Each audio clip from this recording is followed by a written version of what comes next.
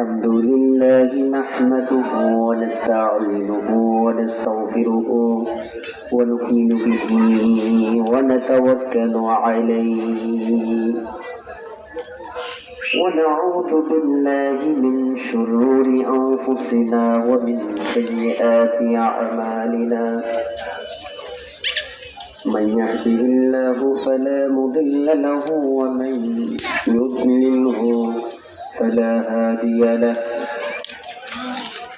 ونشهد أن لا إله إلا الله وحده لا شريك له ونشهد أن سيدنا وحبيبنا وطبيبنا وطبيب ربنا محمدا عبده ورسوله الذي أرسله بالحق بشيرا ونذيرا وداعيا إلى الله بإذنه وسراجا منيرا فقد قال الله تعالى في كلامه المجيد وفي فرقانه الحميد أعوذ بالله من الشيطان الرجيم بسم الله الرحمن الرحيم ولسوف يعطيك ربك فترضى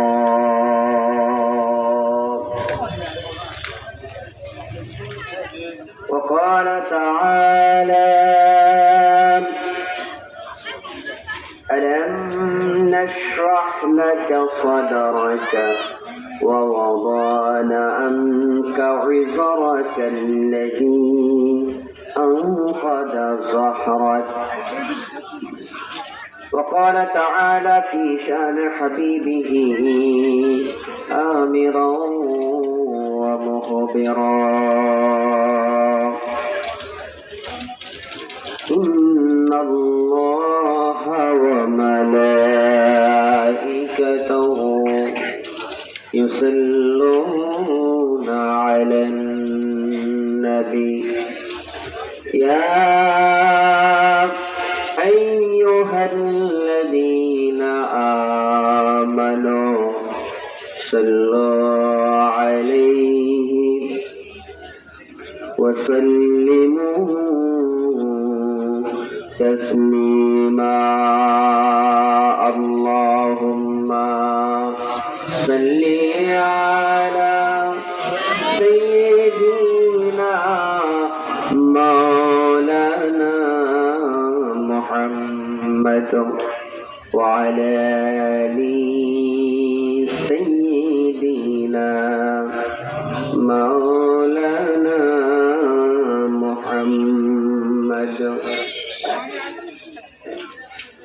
محمد سيد الكونين والثقلين والفريقين من عرب ومن عجم اللهم صل على سيدنا مولانا محمد وعلى آل سيدنا مولانا محمد بلغ العلا بكماله كشف الدجى بجماله حسنت جميع خصاله صلوا عليه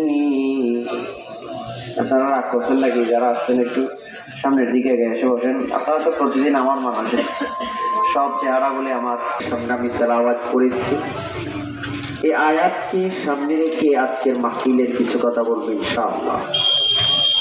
আজকে মোহাম্মদ আবু সিদ্দিকের সেজ ছেলে মোহাম্মদ সুমনের ইনসালি সওয়াব উপলক্ষে তাফসীরুল কোরআন মাহফিল। এই মাহফিলের সভাপতি আমাদের মসজিদের সম্মানিত ইমাম সাহেব মহোদয় হযরত মাওলানা আমির হোসেন সাহেব, ওয়াহিদুল ইসলাম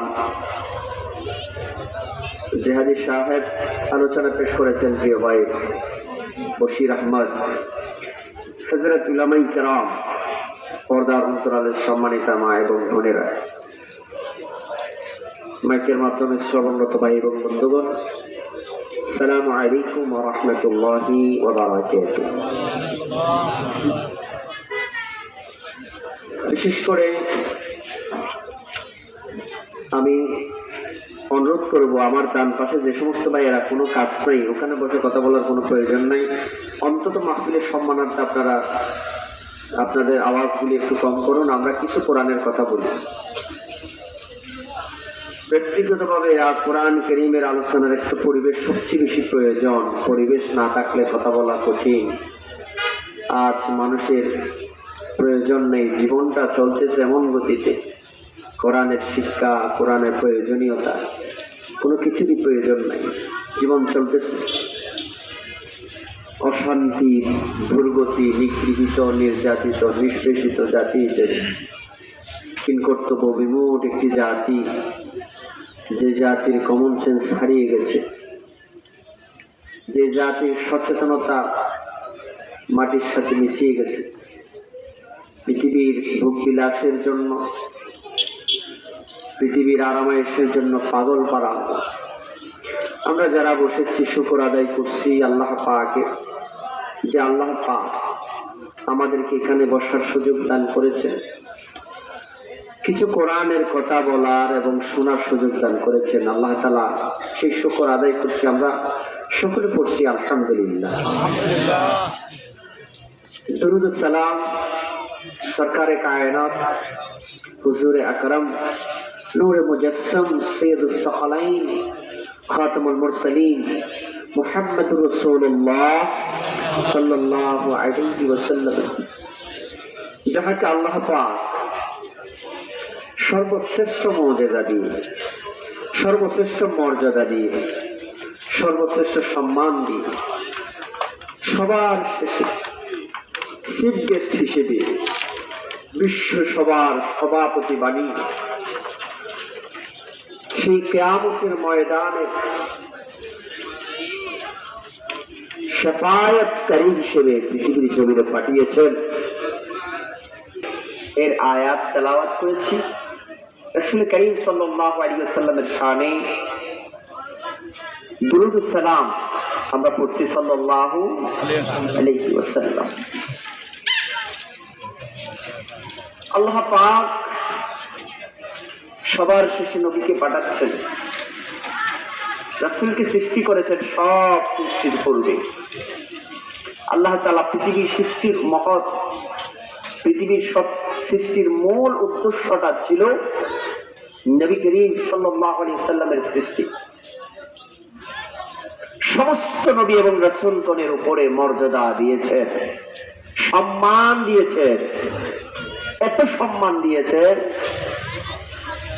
যেটা আমরা বুঝতে পারিনি। এটা বোঝা যাবে কিয়ামতের ময়দানে। আমি আজকে এই বিষয়ে আপনাদের সামনে কিছু কথা বলবো, যদি আপনারা শোনেন। খুব কম সময় আলোচনা করবেন, আমাদের ওয়াহিদ ভাই আসবেন। আমি রাসূল করিম সাল্লাল্লাহু আলাইহি ওয়াসাল্লামের পরিচিতির উপরে, শানের উপরে, মানের উপরে কিছু কথা বলবো।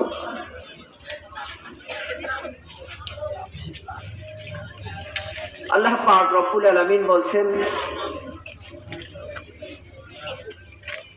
ওয়ালাসাউফা ইউতিকা রাব্বুকা ফাতারদা। আল্লাহ বলছেন, বান্দা,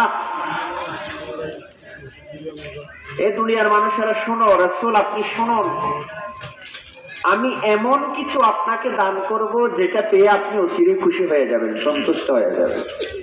রাসূলকে এত কিছু আল্লাহ তাআলা দান করেছেন, রাসূল সন্তুষ্ট হয়ে গেছে। পৃথিবীর জাতিকে আল্লাহমুখী করার জন্য সবচেয়ে বেশি ত্যাগ দিয়েছেন রাসূল করিম সাল্লাল্লাহু আলাইহি ওয়াসাল্লাম।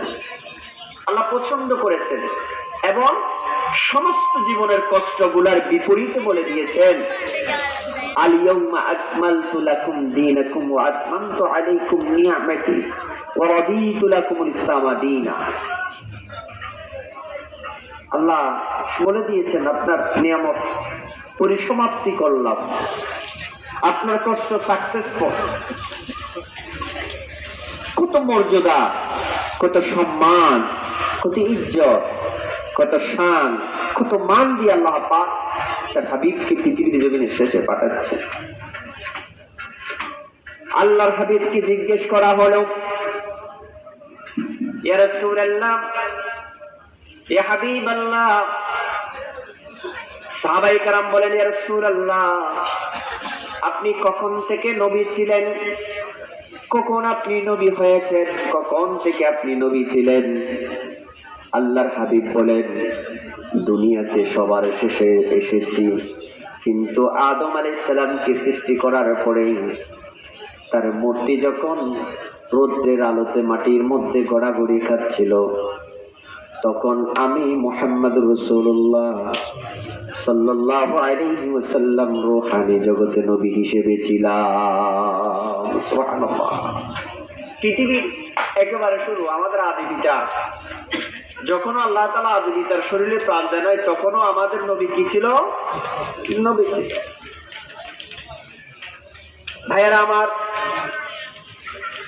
এই পৃথিবীর ক্লান্তির অগ্নি, পৃথিবীর কঠিন মুসিবতের সময় মানুষ যখন অস্থির, স্থিরতা নাই, হত্যা, খুন, রাহাজানি, অত্যাচার, অনাচার, ব্যভিচার, লুটতরাজের সমাজটা যখন একেবারে নিমজ্জিত হলো, সমাজের মধ্যে মানুষের কোনো অধিকার নাই, মানুষের মধ্যে আসমান এবং জমি সমপরিমাণ বৈষম্য যখন প্রতিষ্ঠা হয়ে গেল, মানুষের উপর মানুষ যখন জুলুম করে, মানুষের উপর মানুষ যখন কষ্ট দেয়, মানুষের উপরে মানুষ যখন বিভিন্ন রকম নির্যাতনের স্টিমরোলার চালায়, গরিব মানুষের উপর যখন জুলুম হয়, মাজলুম যখন আর্তনাদে চিৎকার মেরে কান্নাকাটি করে, আল্লাহ রাব্বুল আলামিন শ্রেষ্ঠ কিতাব দিয়ে, শ্রেষ্ঠ জীবন বিধান দিয়ে আল্লাহ পাক এই পৃথিবীর জমিনে নবীকে পাঠিয়ে আমার আপনার হেদায়েতের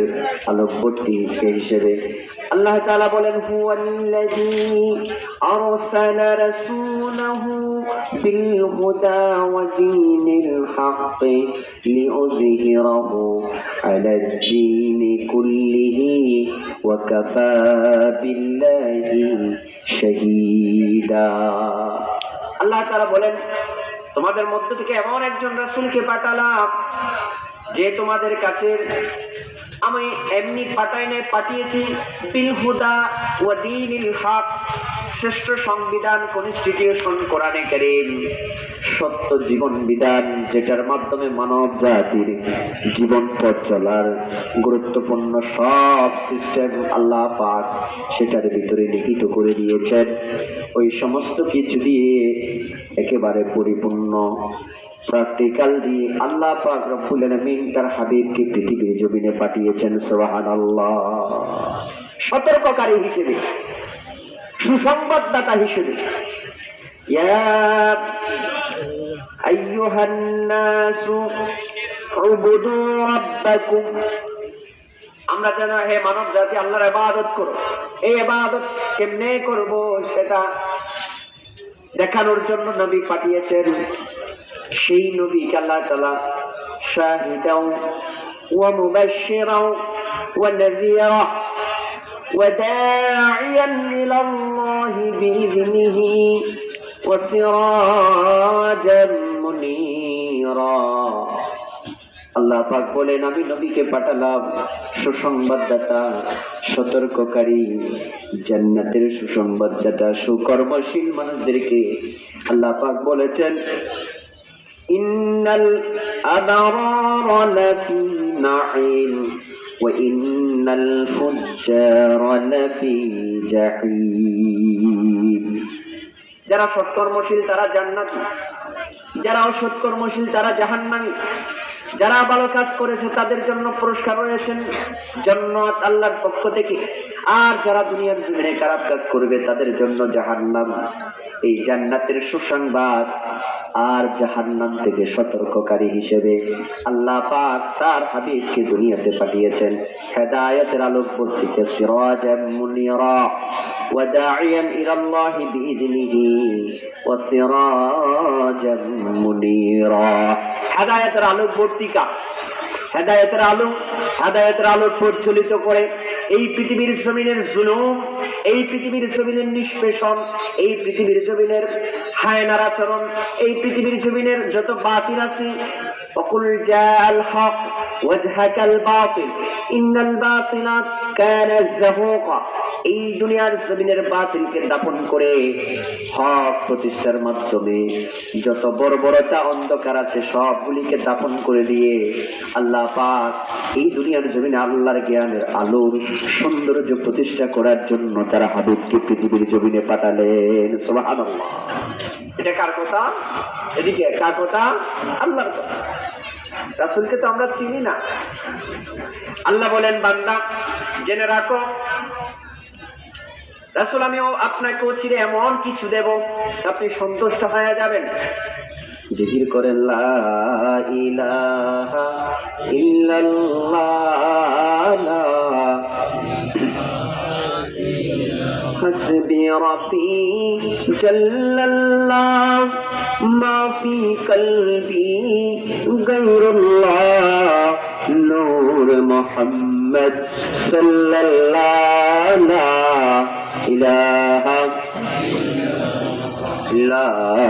ইলাহা ইল্লাল্লাহ লা ইলাহা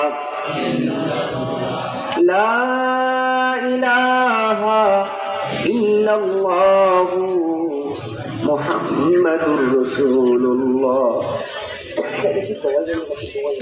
শান এটা সবচেয়ে বেশি উচ্চ।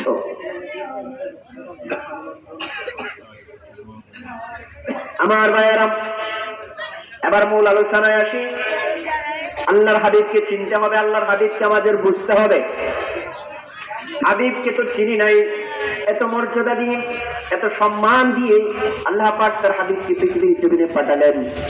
কত সম্মান দিয়েছেন, কত মর্যাদা দিয়েছেন আমরা জানি না। আমার বন্ধুগণ, আল্লাহ যে জায়গায় সৃষ্টি জগতের মধ্যে যে যতটুকু পর্যন্ত আল্লাহর রুবুবিয়তের সীমানা আছে, আল্লাহ পাক রব্বুল আলামিন বলেন আমি আমার হাবিবের ডঙ্কা বাজিয়ে সব সীমানা পর্যন্ত, আমার শ্রেষ্ঠ জগৎ পর্যন্ত, আমার সমস্ত জগৎ যতটুকু আমি সৃষ্টি করেছি সব কিছুর জন্য আমি একমাত্র মালিক, আর সবকিছুর একমাত্র সরদার আমি আল্লাহ বানিয়েছি। রিসালতের ডঙ্কা বাজিয়ে দিয়েছি। যতটুকু আমার রুবুবিয়ত, আমি আমার রাসূলের রিসালতের ডঙ্কাটা, রিসালতের পরিচিতিটা ততটুকুর মধ্যে বিস্তার করে দিয়েছি। সুবহানাল্লাহ। আল্লাহ যতটুকু সৃষ্টি জগতের রহমত, আল্লাহর হাবিব হচ্ছে সমস্ত সৃষ্টি জগতে রিসালতের ততটুকু রিসালত। ভাইয়েরা আমার, রবকে কত সম্মান দিয়েছেন দেখেন। আমরা যে আল্লাহ পাকের নামটা জিকির করি আল্লাহ, এই আল্লাহ শব্দের মধ্যে আল্লাহ হরফ ব্যবহার করেছে কয়টি? আলিফ লাম লাম হা। কয়টি? 4টি। এই 4 হরফের মধ্যে কোনো নকশা রাখে নাই। আল্লাহ পাক রব্বুল আলামিন মুহাম্মদ নামটি প্রশংসিত, সেই প্রশংসার আল্লাহর হাবিবের নামটিও রেখেছেন 4টি নাম, মিম হা মিম দাল মুহাম্মদ। এই 4টি হরফের ভিতরে আল্লাহ তাআলা হাবিবের পরিচিতিটা সুন্দর করে দিয়ে দিয়েছেন।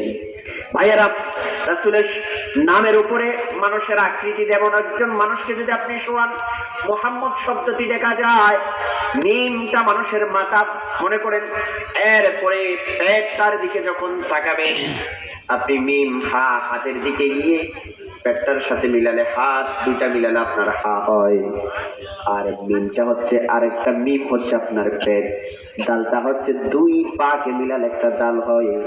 আমার বন্ধুগণ, মানুষের আকৃতিটা পর্যন্ত আল্লাহ সৃষ্টি করেছেন মুহাম্মদ রাসূলুল্লাহর নামের আকৃতির ভিতরে।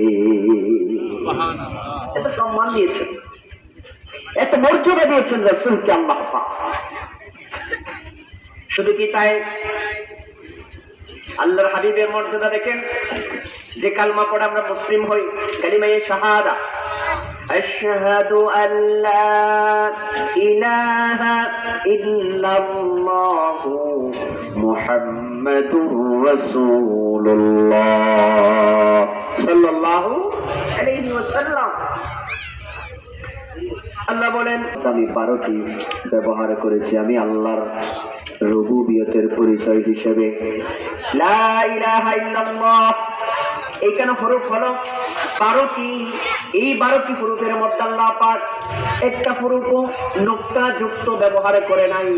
রাসূলের মানকে পূর্ণ করতে গিয়ে যদি কেউ নুকতা একটা মুছতে পেলে, তাহলে রাসূলের মানের উপর আঘাত আসার সম্ভাবনা আছে। কারণ এই জন্য আল্লাহ পাক রব্বুল আলামিন তার নামের ক্ষেত্রে 12টি হরফ ব্যবহার করেছেন, কোনো নুকতা রাখে নাই।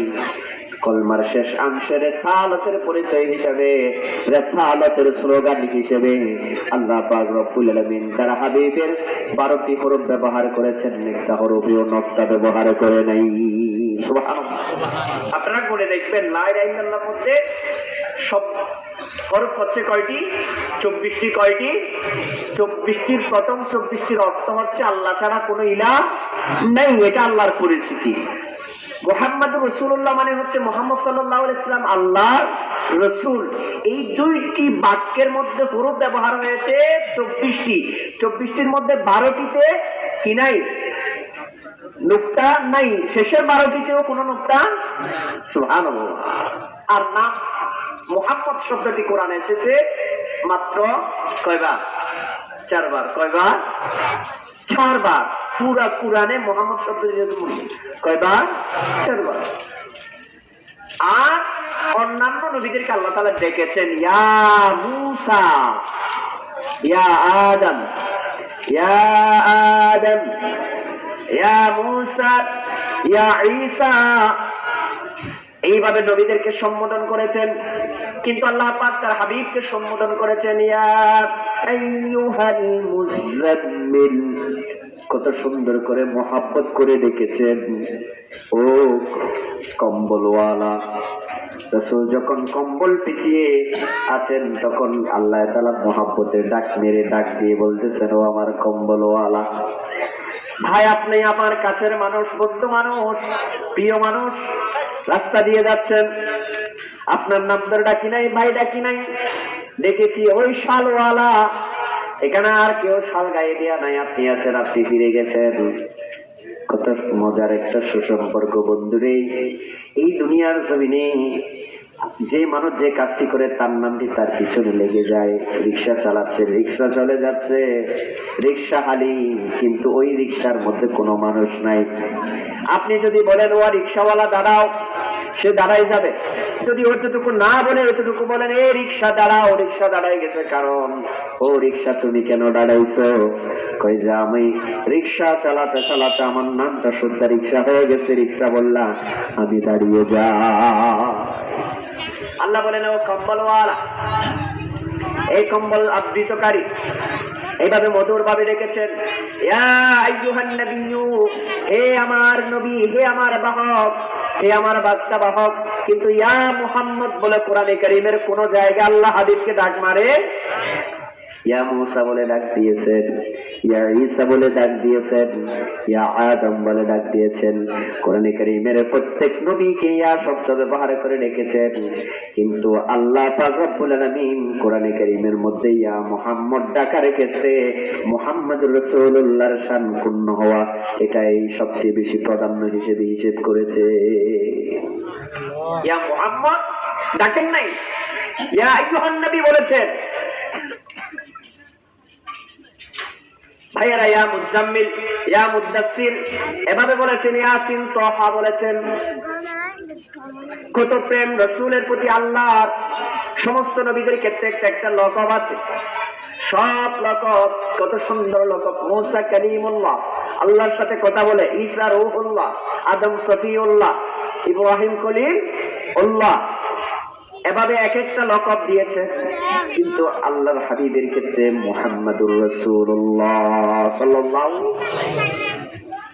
হাবিবুল্লাহ, আল্লাহর বন্ধু।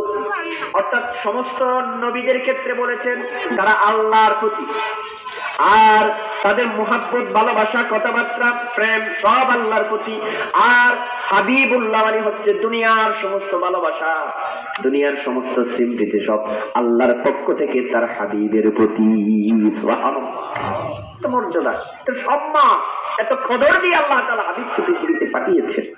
বান্দা, আমার হাবিব যা পেয়েছে দুনিয়াতে সকল নবীরা পায় নাই। তিলকা রাসূল ফাদদালনা বা'দুহুম আলা বা'দ, নবীদের মধ্যে স্তর বিন্যাস করে আমি অসংখ্য নবীদের উপরে নবীদের মর্যাদা বাড়িয়ে দিয়েছি। সুবহানাল্লাহ। কারণ মুহাম্মদ রাসূলুল্লাহ সাল্লাল্লাহু আলাইহি সাল্লামের মর্যাদা বাড়িয়ে দেওয়া হচ্ছে। অন্যান্য নবীদের মুজিজা, এজাজ, অলৌকিকতা একটা দুইটা, দাউদ আলাইহিস সালাম বুকের নিচ থেকে হাতটা বাহির করে এভাবে ধরলে লাইট জ্বলতো, বাতি জ্বলতো। আর লোহাকে যখন এভাবে হাতে ধরে এইভাবে চাপ দিতেন, টপ টপ করে নিচে গলে যেত। মুজিজা অতটুকুতে শেষ। সুলাইমান আলাইহিস সালামের আংটির কথা, আংটি নিয়ে মুজিজা। দাউদ আলাইহিস সালামের আপনার লাঠি। এইভাবে এক এক পয়গম্বরের দুইটি তিনটি মুজিজা। কেউ কথা বলেছেন, কেউ আপনার কুষ্ঠরোগীর চোখে হাত বুলিয়ে দিয়েছেন, ভালো হয়ে গেছে। একটা দুইটা তিনটা চারটা মুজিজা দিয়েছেন, অলৌকিকতা, যেটা স্বাভাবিক কোনো মানুষের পক্ষে সম্ভব নয়।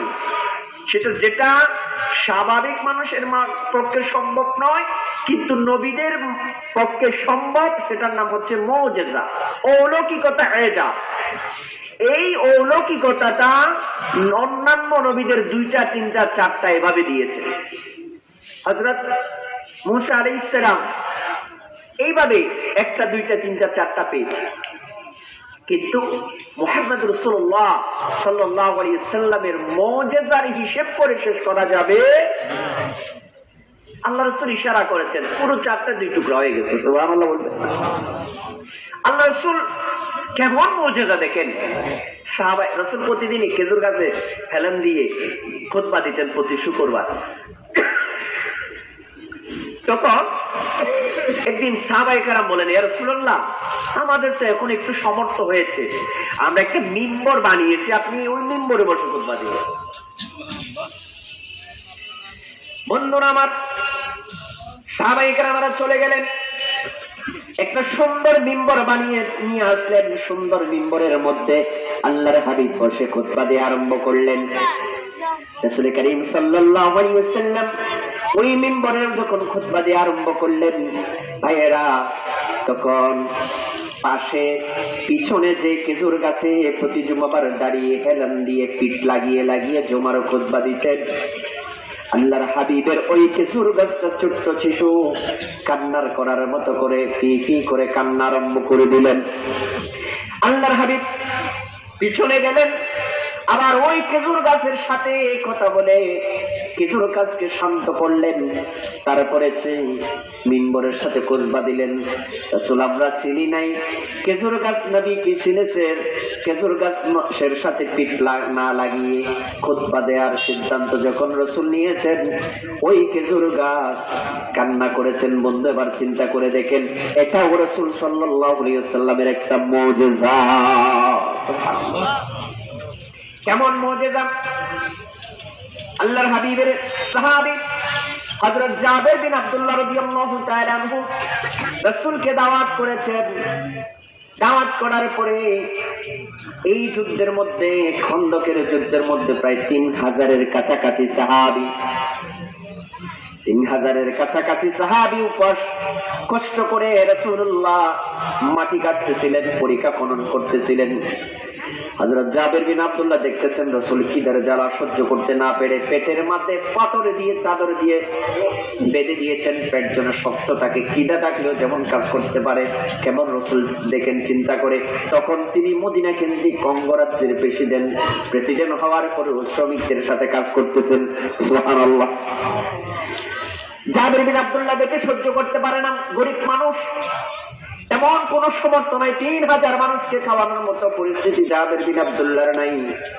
তিনি বাসায় গেলেন, স্ত্রীকে বললেন, ও আমার স্ত্রী, আমার বাসার মধ্যে তেমন কোনো খাবার নাই, তুমি যদি অনুমতি দাও ছোট্ট একটি ছাগল, ছোট্ট একটি বকরির বাচ্চা আছে, সেটা জবে করব, আর সামান্য আটা আছে, এগুলি দিয়ে আমি রুটি তৈরি করে আমার হাবিব, আমার নবীকে, আল্লাহর হাবিবকে একটু মেহমানদারি করতে চায়। স্ত্রী যখন অনুমতি দিলেন তখন চলে গেলেন। ইয়া রাসূলুল্লাহ, আপনার ক্ষুধার জ্বালা দেখতেছি, আমি সহ্য করতে পারতেছি না। ইয়া রাসূলুল্লাহ, আমার কোনো তেমন সামর্থ্য নাই, আপনি যদি আমার বাসায় যেতেন একটু আপনাকে আপ্যায়ন করতাম। এমন খাবার রেডি করেছে, সর্বোচ্চ 6-7 জন খেতে পারবে, এতটুকু খাবার রেডি। আল্লাহর হাবিব সাহাবায়ে কেরামদেরকে ডেকে বলেন, ও আমার সাহাবায়ে কেরামেরা, সবাই পুরুষ ফ্রেশ হয়ে নাও, প্রস্তুত নিয়ে জাবের বিন আব্দুল্লাহর উঠানের মধ্যে চলে আসো। আল্লাহর হাবিব জাবের বিন আব্দুল্লাহ এই কথা শোনা, জাবের বিন আব্দুল্লাহ অর্ধবেহুশ। মাত্র 7 জনের মতো খাবার হবে, 8 জনের মতো খাবার হবে, এই খাবার আমি এত লোককে কেমনে দেব? সব লোকের সামনে তো আমি লজ্জায় পড়ে যাব। আল্লাহর হাবিব মুহাম্মদ রাসূলুল্লাহ সাল্লাল্লাহু আলাইহি ওয়াসাল্লাম জাবের বিন আব্দুল্লাহর বাসায় গিয়ে খাবারের 2টি ডেকচিকে, 2টি পাত্রকে সামনে আনলেন। বলেন, যতক্ষণ পর্যন্ত এখানে রাসূল সাল্লাল্লাহু আলাইহি সাল্লাম দম দিলেন, ঢাকনা দিয়ে দিলেন, তোমরা তরকারি এখান থেকে নিয়ে নিয়ে মানুষকে দিবা, আমি ওখান থেকে নিয়ে নিয়ে রুটি তৈরি করে দেওয়া। খবরদার, যতক্ষণ খাবার শেষ না হবে ততক্ষণ পর্যন্ত ঢাকনাগুলি কি করবা না, উল্টাবা না। দেয়া শুরু, তরকারিও দিতে আছে, খামি দিয়ে রুটিও দিতে আছে। সাহাবায়ে কেরামেরা বলেন, আমাদের আসুদা বলে 3000 সাহাবায়ে কেরামেরা আমাদের চাহিদা মতো, আমাদের প্রয়োজন মতো আমরা খাবার খেলাম। খাওয়ার পরে, এত খাবার পরেও শেষ পর্যন্ত যখন হযরত জাবের বিন আব্দুল্লাহ বলছেন, সবার যখন খাবার শেষ হয়ে গেল, আমি গিয়ে দেখলাম ওই পাত্রের যখন ঢাকনা উল্টালাম, দেখতে পাচ্ছি যতটুকু মাংস নিয়ে রাসূলের সামনে আমি আমার ডেকচিটা নিয়েছিলাম অতটুকু মাংস আছে, আর যতটুকু খামি নিয়ে আমি আমার রাসূলের সামনে পাত্রটা নিয়েছিলাম অতটুকু খামি আছে। এই যে এতটুকু বরকত দিয়ে প্রায় 3000 সাহাবীরা খেয়েছে, এটা হলো রাসূলের মুজিজা। পৃথিবীর কোন মানুষের পক্ষে সম্ভব? এটার নাম মুজিজা, এটা অলৌকিকতা, এটা অসংখ্য দিয়েছেন আল্লাহ রাসূলকে। পাথর কথা বলেছেন, গাছ কথা বলেছেন, আপনার বনের হরিণ রাসূলকে কান্না করে করে বিচার দিচ্ছে, ইয়া রাসূলুল্লাহ, আমার বাচ্চা বাসায় রেখে এসেছি, আমি শিকারীর হাতে বন্দী, আপনি যদি আমাকে একটু ছুটি দিতেন, আমি আমার দুধের বাচ্চাগুলিকে একটু দুধ খাওয়াই আসছি। রাসূল কয়, ঠিক আছে। রশি খুলে নিজের গলায় দিলেন, যাও। এবার চলে গেলেন। ইহুদি আসলেন, কই যে কি খবর, মাথা ঠিক আছে? যে হরিণকে আমি শিকার করেছি সে হরিণকে আপনি ছেড়ে দিয়েছেন, আবার আসবে, এটা কেমনে সম্ভব? মাথা ঠিক আছে আপনার? রাসূল সাল্লাল্লাহু আলাইহি ওয়াসাল্লামের সাথে দুর্ব্যবহার শুরু করে দিলেন। সময় যাচ্ছে, আমার ভাইয়েরা, এই পরিস্থিতির মধ্যে এক সময় দেখা যাচ্ছে দূর থেকে হরিণ দৌড়াইয়া দৌড়াইয়া আসতেছে, পিছনে পিছনে 2টাও বাচ্চাও দৌড়াইয়া দৌড়াইয়া আসতেছে। ইহুদি দেখতেছেন রশি থেকে ছাড়া নিয়ে পালাইছিল একটা মাত্র হরিণ, এখন দেখা যাচ্ছে 3টা হরিণ আসতেছে একসাথে। আর এসে সাথে সাথে যখন রাসূলের সামনে দাঁড়িয়ে গেলেন, ইহুদি বুঝে গেলেন এটা তো বাস্তবেই রাসূল। কলমা পড়ে মুসলিম হয়ে গেলেন, এটা রাসূলের মুজিজা। অসংখ্য মুজিজা দিয়েছেন, অসংখ্য এজাজ আল্লাহ রাসূলের মাধ্যমে সংগঠিত হয়েছেন। ভাইয়েরা আমার, এরপরে আল্লাহ পাক রব্বুল আলামিন এই দুনিয়ার জমিনে তার হাবিবকে কতটুকু সম্মানিত করেছেন, কতটুকু মর্যাদা দান করেছেন দেখেন। দুনিয়ার জমিনে দিনের মধ্যে দেয় নাই, দিন আমার দাবি করবে রাতের মধ্যে দেয় নাই, রাত এবং দিনের মধ্যখানে আল্লাহর হাবিবকে পৃথিবীর জমিনে পাঠালেন। কোন গরিব ফ্যামিলিতে পাঠা নাই, সম্ভ্রান্ত একেবারে প্রেসিডেন্ট ফ্যামিলি। তখনকার মক্কার জমিনের যাদের মক্কার খাবার মতোয়াল্লি সেই বাড়ি দায়িত্ব পালন করে সেই বাড়িতে পাঠালেন, এত মর্যাদা দিয়ে পৃথিবীর জমিনে পাঠালেন। দুনিয়ার জমিনে রাসূলুল্লাহর শান কাফের মুশরিকরাও বুঝে নাই, আপনিও বুঝেন নাই, আমিও বুঝি নাই। বন্ধুর সাথে রাসূলের ভালোবাসা মুখ দিয়ে উচ্চারণ করি, অন্তরের মধ্যে তেমন আছে বলে মনে হয় না। আল্লাহ রাসূলের জীবনের শিক্ষা নিয়ে সুন্নাহকে আঁকড়ে ধরে, উসওয়ায়ে হাসানাকে আঁকড়ে ধরে যেই ব্যক্তি জীবন যাপন করতে পারবেন তার অন্তরের মধ্যে রাসূলের ভালোবাসা আছে, তার কাছেই রাসূলের ভালোবাসা আছে, সেটা প্রমাণিত। আর যারা মুখ দিয়ে রাসূলের আশিক দাবি করবে কিন্তু রাসূলের সুন্নাহ নাই, রাসূলের শিক্ষা নাই, রাসূলের উসওয়ায়ে হাসানা নাই, রাসূলের আদর্শের বাহিরে গিয়ে জীবন যাপন করে, ওই মানুষটার কাছে রাসূলের কোনো কি নাই, ভালোবাসা আসলে বাস্তবে নাই। বন্ধুরা আমার, রাসূলের শানটা কেমন, রাসূলের মর্যাদাটা কেমন? রাসূল করিম সাল্লাল্লাহু আলাইহি ওয়াসাল্লামের শান, রাসূল করিম সাল্লাল্লাহু আলাইহি ওয়াসাল্লামের মর্যাদা আমার বন্ধুগণ এত বেশি, এত শান, এত মর্যাদা দিয়ে পৃথিবীর জমিনে আল্লাহ পাক তার হাবিবকে প্রেরণ করেছেন। আমার ভাইয়েরা, এত মান, এত সম্মান কদর মর্যাদা দিয়ে আল্লাহ তাআলা রাসূলকে পৃথিবীর জমিনে প্রেরণ করেছেন, যেটা রাত শেষ হয়ে যাবে কিন্তু কিয়ামত এর দিনের যে রাসূলের শানটা বর্ণনা করব, বর্ণনা করতে করতে রাত শেষ হয়ে যাবে কিন্তু রাসূলুল্লাহ সাল্লাল্লাহু আলাইহি ওয়াসাল্লামের শানটা বর্ণনা করে কোনোভাবে শেষ করা যাবে না। আমার ভাইয়েরা, এত মর্যাদা দিয়ে আল্লাহ তার হাবিবকে পৃথিবীর জমিনে প্রেরণ করেছেন। ফকদ ইতনা সবব হ্যায় ইনকাদে বজমে মাহশর কা কে উনকি शान महबूबी दिखाए जाने वाली है कि उनकी शान महबूबी दिखाए जाने वाली है। আল্লামা ইকবাল কত সুন্দর করে বলেন, রাসূলের শানটাই পৃথিবীর জমিনে বুঝতে পারবেন না বান্দা, আজ করতে পারবেন না। রাসূলের শান যদি বুঝতে চান কিয়ামতের দিকে দৃষ্টি দেন, কিয়ামতের দিকে দৃষ্টি দেন। কিয়ামতটা আল্লাহ শুধু সাজিয়েছেন রাসূলের শানটা দুনিয়ার মানুষের কাছে দেখানোর জন্য। সুবহানাল্লাহ।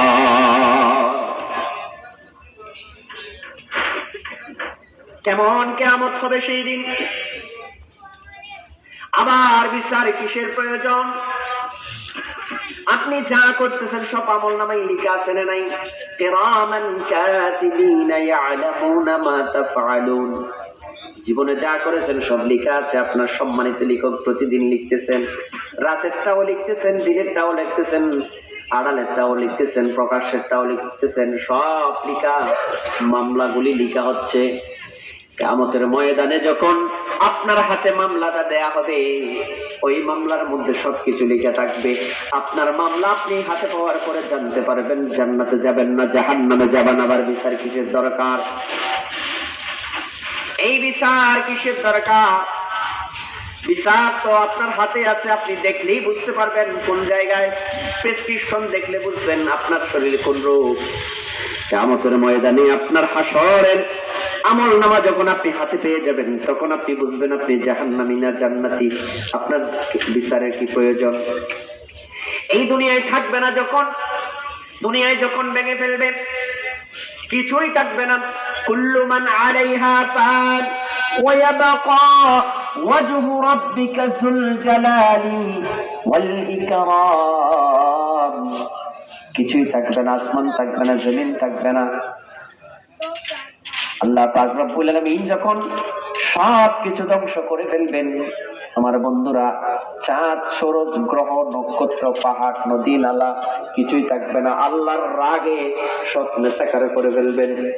সেই দিন আল্লাহ পাক রব্বুল আলামিন ওই যে আসমানের সূর্য আর চাঁদ দুইটাকে আল্লাহর কুদরতের হাতে নিয়ে যত রাগ আছে সবগুলিকে একসাথে নিয়ে একটার সাথে একটা ধাক্কা মেরে এমন ভাবে আছাড় দিবেন, ওই আছাড়ের 4 টুকরার মধ্যে 2 টুকরা জাহান্নামে দিয়ে দিবেন, আর 2 টুকরা সাগরের মধ্যে ফেলে দিবেন। সাগরের মধ্যে দাও দাও করে আগুন জ্বলবে। আপনার বাড়িতে আগুন জ্বললে যে পানি দিয়ে আপনি আগুন নিবান, সেই সাগরের মধ্যে দাও দাও করে আগুন জ্বলবে সেই দিন। এটার নাম কিয়ামত। এটার নাম কিয়ামত। শেষ হয়ে যাবে, কিছুই থাকবে না। আল্লাহ পাক রব্বুল আলামিন 40 বছরের ব্যবধানে 2টা সিঙ্গার ফুৎকার দিবেন ইসরাফিল আলাইহিস সালামের মাধ্যমে। ওয়ানুফিহা ফিস-সূর, কোরআনে কারীমের আয়াত, সিঙ্গার মধ্যে ফুৎকার লাগাও। ইয়াউমা তারজুফুর রাজিফা তাতবাউহা রাদিফা, 2 সিঙ্গায় 2টা ফুৎকার দিবে 40 বছরের ব্যবধানে। একটা ফুৎকার দেওয়ার পরে পৃথিবী যখন ধ্বংস হয়ে যাবে 18 মাস পর্যন্ত, পৃথিবীটাকে কেমন করবেন জানেন? আপনার তেলনের মধ্যে চাউল দিয়ে যেমন মুড়ি ভাজা হয়, আছে না? দেখছি না ছোটকালে? কোন গতি আছে? আল্লাহ পাক রব্বুল আলামিন সাউন্ড এবং কাঁপুনি দিয়ে এই পৃথিবীটাকে এমন ভাবে নাচানাচি করাবে, বিল্ডিং গুলি উড়ে যাবে, পাহাড় উড়ে যাবে, তোলার মতো এইভাবে উঠতে থাকবে, কিছুই থাকবে না। অনেক উপরে তোলা গাছের উপরে তোলা যখন ফেটে যায়, সেখান থেকে কটন গুলি বাহির হয়ে যেমন বাতাসে অন্তত 1 মাইল পর্যন্ত উড়াইয়া যায়, পাহাড় গুলি সেই দিন আল্লাহ যেদিন দুনিয়া ভেঙে ফেলবে, সেই দিন পাহাড় গুলি সেভাবে উঠতে থাকবে। কোন দিক থেকে কি আসতেছে? লোহা আসতেছে, গাছ আসতেছে, বাঘ আসতেছে।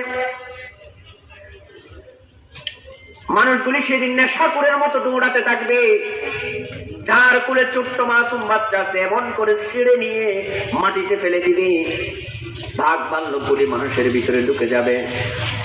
মানুষগুলি বাঁচার জন্য রাস্তা খুঁজবে, কোথাও বাঁচার সুযোগ পাবে না। তারা নেশাকুরের মতো পরিচয় দিবে, আসলে তারা নেশা করে নাই। এমন পরিস্থিতি করতে করতে আস্তে আস্তে আওয়াজও বাড়তে থাকবে, নাড়াচাড়াও বাড়তে থাকবে। জালজালাও ইজা সুলজিলাতিল আরদু জিলজালাহা, নাচানাচি চলতেই থাকবে। এভাবে যেতে যেতে যেতে যেতে পৃথিবী যখন শেষ হয়ে যাবে, কিছুই নাই, সব শেষ হয়ে গেছে, কেউ বাঁচে নাই। আজরাইল নিতে নিতে নিতে নিতে সবার জান কবজ, ফেরেশতারও শেষ। নিতে নিতে আল্লাহ হঠাৎ করে ডাক দিয়ে বলবেন, আজরাইল আর কে আছে?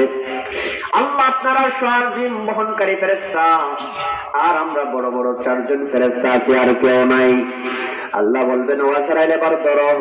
প্রথম আমার আরশ বহনকারী ফেরেশতা, আল্লাহ পাক রব্বুল আলামিনের আরশ বহনকারী ফেরেশতা শেষ হয়ে যাবে, এরপরে আর 4 জন ফেরেশতাকে ধরবেন। আল্লাহ তাআলার ফেরেশতার 4 জনের মধ্যে প্রথম নম্বরের মধ্যে একজন একজন করে শেষ করবেন। সর্বশেষ আজরাইল আছে আর জিবরাইল আছে, যে জিবরাইল ফেরেশতাদের সরদার। এত নম্র ফেরেশতা, এত ভদ্র ফেরেশতা, আল্লাহর পক্ষ থেকে ওহী নিয়ে পৃথিবীর জমিনে আসা যাওয়া করেছেন। সমস্ত নবীদের বার্তাবাহক ছিলেন, ফেরেশতাদের নেতা যিনি। তিনার মুখে মুখে যখন আজরাইল দাঁড়িয়ে যাবে, আল্লাহ জিজ্ঞেস করবেন, আর কে আছে? আইবার তাআলা আমি আছি, আপনি আছেন, আর জিবরাইল আছে, আর কেউ নাই। আল্লাহ বলেন, এবার ওনাকে ধরো। আজরাইল সেদিন কান্না শুরু করে দিবেন, আল্লাহ আমি কি করতাম? এমন ফেরেশতা, এমন ভদ্র ফেরেশতা, ওনাকে অমিজাত কবজ করে শেষ পর্যন্ত করতেই হলো। এখন কে আছে? আল্লাহ আপনি আছেন, আমি আর আছি, আর কেউ নাই। আল্লাহ এবার চিৎকার মেরে বলবেন, ও দুনিয়ার মানুষেরা, আমরা আওয়াজ শুনেছি সারা জীবন আজরাইল নাকি নিজের জানটা আর নিজে বাহির করে আল্লাহর হাতে দিবেন। শুনছেন না ছোটকালে ওয়াজ? হাদিসের ভাষা সেটা নয়। আল্লাহ সেদিন রাখের মাধ্যমে আজরাইলের দিকে একবার চোখ দিয়ে বলবেন, মুত ইয়া মালাকুল মউত, মরে যা হে মালাকুল মউত। আর আল্লাহ পাক যেদিন অর্ডার করবে, হে আজরাইল মরে যাও, আজরাইল সাথে সাথে মরে গিয়ে যাবে, আর কোনো সুযোগ নাই, শেষ। এখন একমাত্র আল্লাহর যত রাগ আছে, যত রাগ আর যত রাগ আছে সবগুলিকে এক জায়গায় করে আল্লাহ একটি ডাক দিবে, লিমানিল মুলকুল ইয়াউম লিল্লাহি ওয়াহিদিল কাহ্হার। একটা ডাক দিয়ে বলবেন, এই দুনিয়ার শোষকগুলি, এই দুনিয়ার ধার্মিক জাতি, এই ফেরাউনের মতো সত্য জাতি, এই দুনিয়ার জমিনে অন্যায়কারী, এই দুনিয়ার যার জমিনের জালেম, কে আছো বাহির হও, কোথায় কেউ তো নাই, সব মাটির সাথে মেশাকার। লুমান আলাইহা ফান ওয়ায়াবাকা ওয়াজহু রাব্বিকা যুল জালালি ওয়াল ইকরাম। কিচ্ছু নাই। এইভাবে 40 বছর চলে যাবে। আল্লাহ পাক রব্বুল আলামিন ইসরাফিল আলাইহিস সালামকে আবার পুনরায় উজ্জীবিত করবেন। ইসরাফিল আলাইহিস সালামকে উজ্জীবিত করার পরে নতুন করে আবার সিংহা তৈরি করবেন। নতুন করে যখন সিংহা তৈরি করবেন, ইয়াউমা তারজুফু রাজিফা, এটা প্রথম শেষ, সাদবাউ হারাদিফা দ্বিতীয়টা শুরু। আবার যখন সিংহার মধ্যে উৎকার প্রদান করবেন, ওয়াইযাল কুবুরু বুসিরাত, কবর থেকে মানুষগুলি ওঠা আরম্ভ হবে। কবর থেকে সর্বপ্রথম কে উঠবেন জানেন? আমার বন্ধুগণ, কিয়ামতের একটু দৃশ্য সামনে আনলাম শুধু রাসূলের শানটা বোঝার জন্য। আল্লাহ পাক রব্বুল আলামিনের পয়গম্বর রাউসায়ে আকদাসের মধ্যে আল্লাহর হাবিব কত সুন্দর মর্যাদা নিয়ে ঘুমিয়ে আছেন। হায়াতুন নবী, হায়াতুন নবী কত সুন্দর মর্যাদা দিয়ে রাউজা মুবারকে শুয়ে আছেন। আল্লাহ রাব্বুল আলামিন সৃষ্টি জগৎ শুরু হওয়ার পরে জান্নাত থেকে কাপড় পাঠিয়ে যাকে সর্বপ্রথম কবর থেকে উত্তোলন করবেন তার নাম মুহাম্মাদুর রাসূলুল্লাহ সাল্লাল্লাহু আলাইহি ওয়াসাল্লাম। কিয়ামতের ময়দানে সর্বপ্রথম আল্লাহর হাবিবকে উঠাবেন। আল্লাহর হাবিব উঠবেন কিয়ামতের ময়দানে। ওঠার পরে বন্ধুগণ, আল্লাহর হাবিব মুহাম্মদ রাসূলুল্লাহ সাল্লাল্লাহু আলাইহি ওয়াসাল্লাম সেই দিন যখন কিয়ামতের ময়দানে জান্নাতের পোশাক পরবেন, পরার পরে আল্লাহ পাকের পরে ময়দানে সমস্ত মানুষগুলি হলো 120 কাতার। হাদিস শরীফে এসেছেন কয় কাতার? 120 কাতার। 120 কাতারের মধ্যে আল্লাহর হাবিবের উম্মতের কাতার হয়ে 80টা। 80 কাতারে মুহাম্মদুর রাসূলুল্লাহ সাল্লাল্লাহু আলাইহি ওয়াসাল্লামের উম্মত দাঁড়িয়ে যাবে। ফাকাদিতিনা সাবাবে इनेकाद बज़्म महशर का कि उनकी शान महबूबी दिखाए जाने वाली है, कि उनकी शान महबूबी दिखाए जाने वाली है। अल्लाह हबीब मुहम्मद रसूलुल्लाह सल्लल्लाहु अलैहि वसल्लमेर शान, আল্লাহর হাবিব মুহাম্মদ রাসূলুল্লাহ সাল্লাল্লাহু আলাইহি ওয়াসাল্লামের মর্যাদা কতটুকু সেটা বলে দুনিয়ার মানুষ শেষ করতে পারবেন না। সেই দিন কিয়ামতের কঠিন মুসিবতের সময় নারায়ে তাকবীর, নারায়ে তাকবীর, প্রধান বক্তার আগমন, প্রধান বক্তার আগমন। বিচার শুরু করবেন না। মানুষ কষ্ট পাচ্ছে, কঠিন পরিস্থিতি, কোথাও যাওয়ার সুযোগ নাই। আমার বন্ধুগণ, মানুষ অস্থির হয়ে যাবে কিয়ামতের ময়দানে। আল্লাহর হাবিব বলেন সেই দিন আমার মর্যাদাটা কেমন হবে জানো? দুনিয়ার সমস্ত, আরেকটি হাদিসে এসেছে, দুনিয়ার সমস্ত নবীদেরকে আল্লাহ তাআলা স্পেশাল একটা দোয়া দিয়েছেন। ও দুনিয়ার পয়গম্বরগুলি দোয়া করার সুযোগ দিয়েছেন, দোয়া করেছেন, আল্লাহ কবুল করেছেন। এটা রিজার্ভ দোয়া। যে বিষয়ে দোয়া করেছেন পয়গম্বরেরা আল্লাহ কবুল করেছেন। দুনিয়ার সমস্ত পয়গম্বর দুনিয়ার জমিনে দোয়া করে ফেলেছেন। আল্লাহর হাবিব সেই দোয়াটা দুনিয়াতে করেন নাই, সেটা রিজার্ভ রেখে দিয়েছেন। সেই রিজার্ভ দোয়াটা কিয়ামতের কঠিন মুসিবতের সময় আল্লাহর কাছে করে করে উম্মতদেরকে জান্নাতি বানায়া নিবে। ওই যে বলেছিলাম বুখারীর বর্ণনা, সেই দিন কিয়ামতের ময়দানে মানুষগুলি আপনার সাগরের ঢেউর মতো বিচার আল্লাহ শুরু করবেন না। মানুষ অস্থির, কারো গাম হাঁটু পরিমাণ, কারো গাম কোমর পরিমাণ। অস্থির শব্দ একটা, নফসি নফসি, বাঁচাও বাঁচাও বাঁচাও।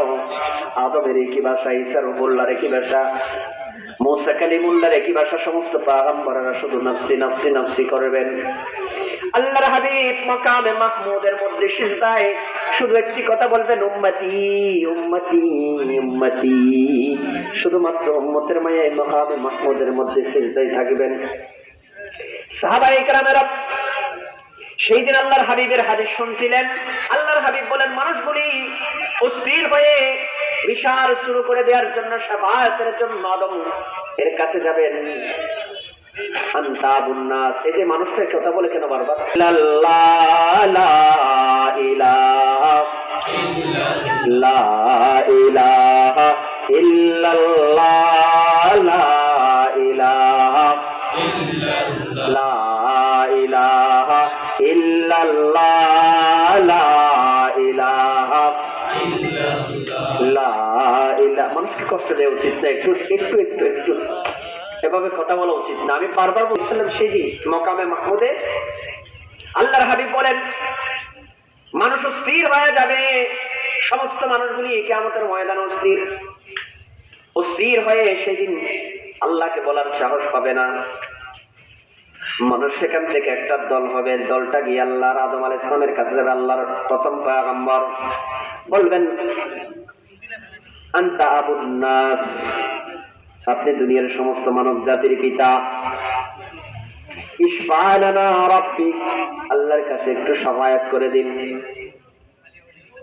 আল্লাহর কাছে একটু বলেন আমাদের হিসাব নিকাশ শুরু হয়ে যাক। যদি জান্নাত তকদিরা হয় জান্নাতে চলে যাবে, মানুষ জাহান্নাম হলে জাহান্নামে চলে যাবে। কিয়ামতের আযাব, কিয়ামতের কঠিন মুসিবত আর বরদাস্ত হচ্ছে না। ভাইয়েরা আমার, এবার সাহাবায়ে কেরাম আপনার মানুষগুলি সেখানে যাবে। আদম আলাইহিস সালাম জবাব দিয়ে দিবেন, আমার পক্ষে লাস্তফনাকু, আমার পক্ষে সম্ভব নয়, আমার পক্ষে সম্ভব নয়। তবে আমি তোমাদের একটা সুসংবাদ দিতে পারি, যাও মুসার কাছে যাও, তিনি আজকে কাজ করতে পারেন। তার কাছে গিয়ে বলবেন, ইশফা লানা রাব্বিক। মুসা আলাইহিস সালাম বলবেন, লাস্তফনাকু, আমার পক্ষে সম্ভব নয়, আইলাসতুলাহ, আমার পক্ষে সম্ভব নয়। এক এক হাদিসের বর্ণনা এক এক রকম। এরপরে মানুষগুলি সেখান থেকে, লম্বা হাদিস আমি সংক্ষিপ্ত করে বলছি, চলে আসবেন ঈসা আলাইহিস সালামের কাছে। মুসা আলাইহিস সালাম ঈসা আলাইহিস সালামকে দেখিয়ে দিবেন। এইভাবে একজনের পর মুহাম্মদ রাসূলুল্লাহর পর ইব্রাহিম আলাইহিস সালাম, এরপরে মুসা আলাইহিস সালাম, এরপরে ঈসা আলাইহিস সালাম পর্যন্ত আসবেন। ঈসা আলাইহিস সালাম বলবে, আমার পক্ষে তো মোটেও সম্ভব নয়, কারণ দুনিয়ার জমিনের সমস্ত ইহুদির বাচ্চারা আমাকে আল্লাহর পুত্র বলেছে। আল্লাহ কিয়ামতের এই কঠিন মুসিবতের সময় আমার সাথে কিরকম আচরণ করে জানি না, আমার খুব ভয় হচ্ছে। তবে তোমাদেরকে আজকে একটি সঠিক ঠিকানা দিয়ে যাব, সেই জায়গায় গেলে কাজ হওয়ার সম্ভাবনা আছে, লবিং করতে পারো। কয় যে কোথায় যাব? যাও মকামে মাহমুদের মধ্যে সিজদারত শেষ পয়গম্বর আছে, যাকে আল্লাহ এত সম্মান দিয়ে পৃথিবীতে পাঠিয়েছেন, তিনি যদি শাফায়াত করে আল্লাহ পাক রব্বুল আলামিন এই কিয়ামতের ময়দানের বিচার শুরু করে দিতে পারে। মানুষ দৌড়াইয়া যাবেন, আল্লাহর হাবিবের কাছে যাবেন। আল্লাহর হাবিব মাকামে মাহমুদে সিজদায় পড়ে উম্মতি উম্মতি উম্মতি। সাহাবায়ে কেরাম আপনার মানুষগুলি যখন কিয়ামতের ময়দানের মানুষগুলি যখন আল্লাহর হাবিবকে গিয়ে বলবেন, আল্লাহর হাবিব মাথা উঠাবেন। আল্লাহ পাক রব্বুল আলামিন বিশেষ কিছু বাণী সেদিন শিখিয়ে দিবেন। রাসূল বলেন, কিয়ামত এর এই যে দুনিয়ার জমিনে এসেছে এই বাণীগুলি এখনো আমি জানি না, যেই দিন আল্লাহ আমাকে প্রশংসিত কিছু বাণী কিয়ামতের ময়দানে শিখিয়ে দিবেন, সেই বাণীগুলি বলে বলে আমি আমার বান্দাদেরকে, আমার উম্মতদেরকে জান্নাতে প্রবেশ করাবো।